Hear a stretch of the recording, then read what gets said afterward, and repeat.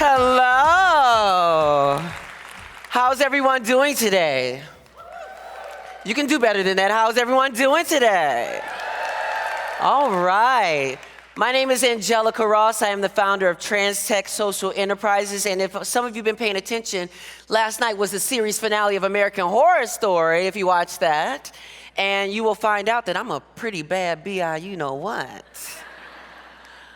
But I'm here to help talk about moving the dial. My talk is called Moving Forward Together, but it could also be called Moving the Dial with Dialogue, because that is the way that I think the way forward is actually talking to each other.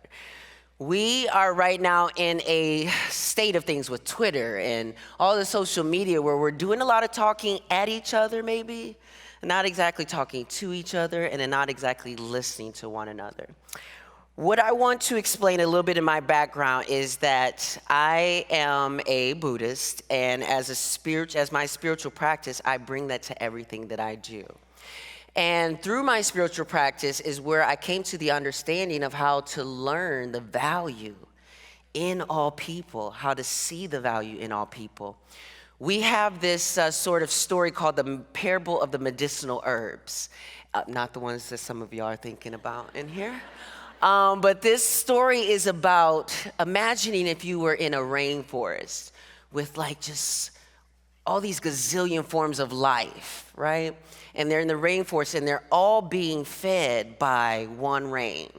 It's not like a diet rain or a sugar rain or, Kool-Aid rain. It's just one rain, and they're all living under one sun. So we think about, well, what is the difference? How are all of these things able to be nourished? What's the difference? And the difference between all these things is really just capacity.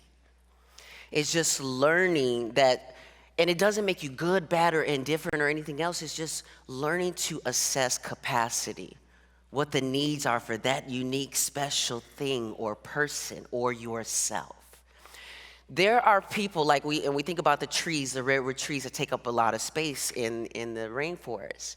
But the orchids and the dandelions are not villainizing the redwood trees because they're taking up so much freaking space.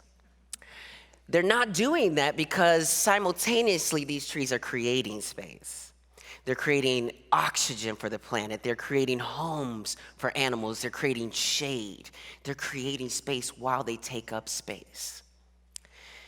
I urge everyone here today, everyone watching on the stream, is that to learn the value in your life so much that you stand fully in who you are, stand fully in knowing your value and your worth, but know that with that, you're able to also create space wherever you are for something else, for someone else.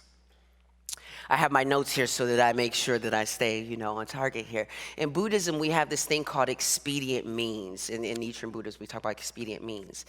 And really what I try to do is just really quickly be able to communicate to you without needing some specific text, some specific article or what have you. We practice so much to get to a place that all I need is a human connection. All I need is to dial in. And one of the things that I realized about my privilege as a black trans woman who's up here talking about privilege, but I do have privilege. So if I can own my privilege, some of y'all white men can learn to own your privilege too.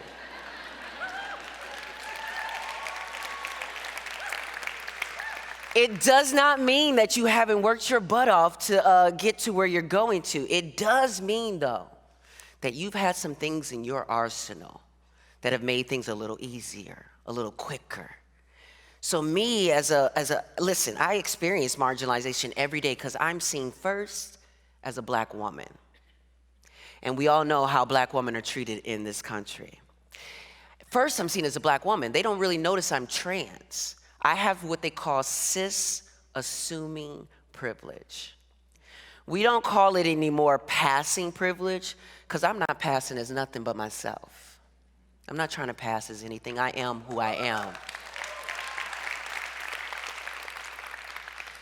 But the reality is that when I get on airplanes, when I go to the restroom, when I'm going into spaces, people assume that I'm cis, which means that I can go about my day without dealing with all of that rhetoric that people are using to make trans people into villains and to trans people into the other.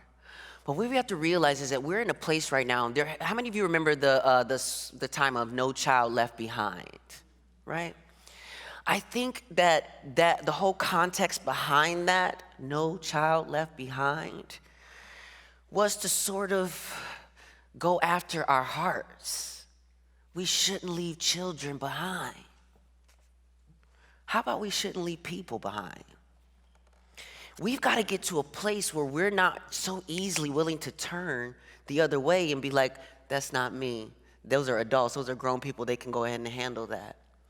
When the reality is that this living on this earth right now, it could be a wildfire, it could be a hurricane, it could be police brutality, you could be going to school, you could be in a movie theater, you could be playing video games with your nephew and still encounter the most horrific situations.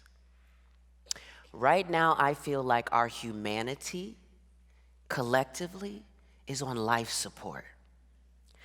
We right now have people who are still trying to talk about America, make America great again. Child,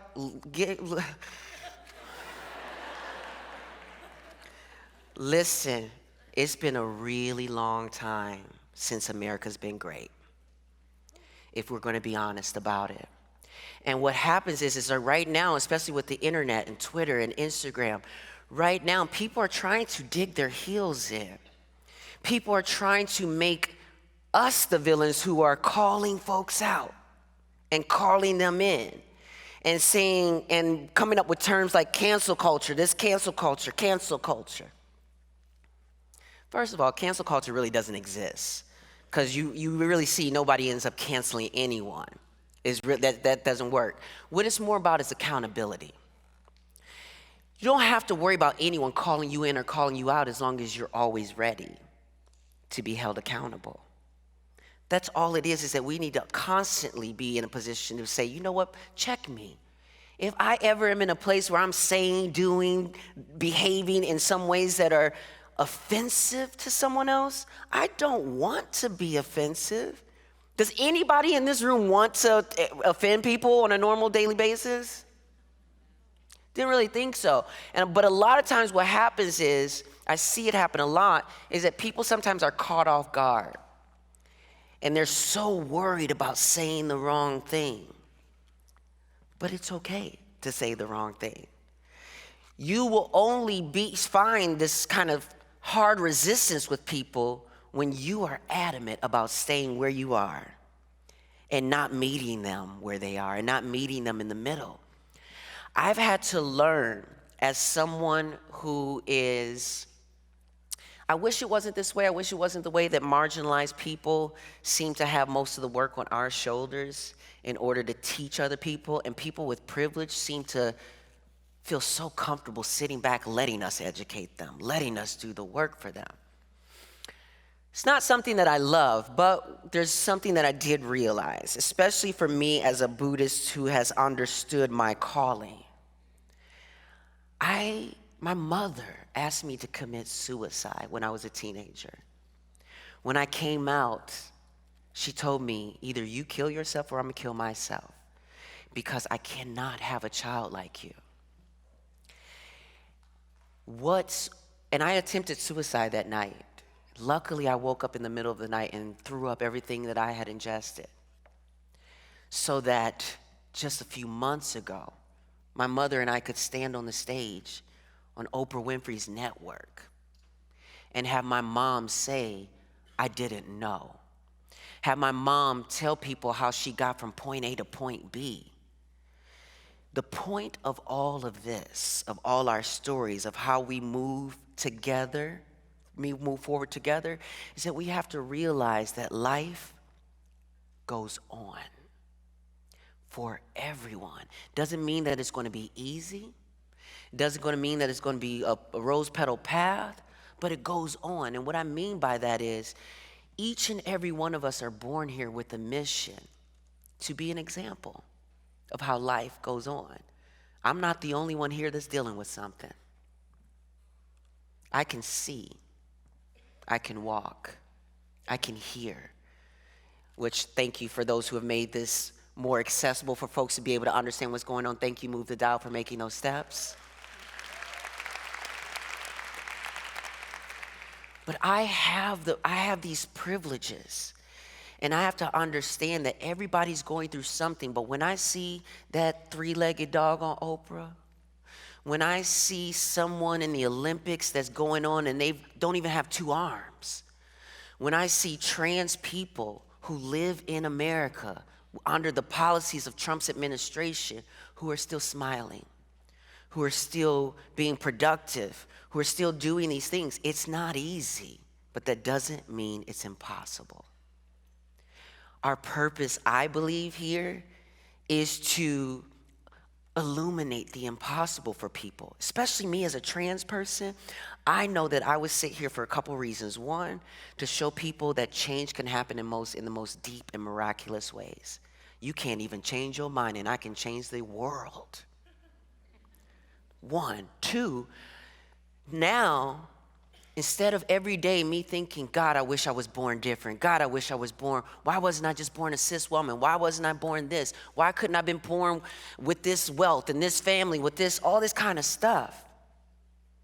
And what I've learned through my spiritual practice is to not begrudge my own life and to begrudge the value in my own life, because what I know as myself and as a Buddhist, as someone who has the skill set that I have, is that how do I know that I was meant to be Angelica Ross, the trans person I am here today? Is because of the results of how I show up to every single challenge in my life. That is the proof in the pudding for each and every person is how you show up to the challenges of your life. What I know is that the universe said, I said very cockily before I came here, is that give me the hardest situation you got, or one of the hardest situations you got, and let me show folks how to do it. Let me show you how to still feel pain and still move on. One of my favorite quotes from Oprah Winfrey, and watching her interview child molesters and rapists and murderers, and to see them be bewildered by the look of humanity in Oprah's eyes towards them. How are you able to sit here and talk to us like this? And see, we've done such horrible things, irredeemable things. How are you? She's like, because I see that the only difference between you and me is that I chose to do something different with my pain. You hurt people. If you don't get about the business of addressing the pain that is inevitable in life, you will end up hurting other people around you. Instead, take that pain. For me, it was Buddhism. For other people, it can be other spiritual practice, but you take that pain and you alchemize it into medicine, the pain that becomes the medicine, the very medicine to cure your situation. Lastly, I will say this. I cannot for the life of me stay away from politics. Of course, we should know by now that politics is everything. It's your whole life. Everything that you have is politics. But me specifically, I keep getting pushed into certain rooms. I hosted a LGBTQ presidential Democratic debate in Iowa. As soon as I leave here, I'm going to meet with Congress people on November 20th because they asked me to. Thank you. But that's also what happens when a black trans woman or when someone recognizes how powerful their voice is when someone tells you it isn't. But also, I will say this. Those of you who consider yourselves to be leaders in the industry, in the world, if you're trying to run for office, if you're trying to run for president, you are not qualified if you cannot lead all of us across the finish line.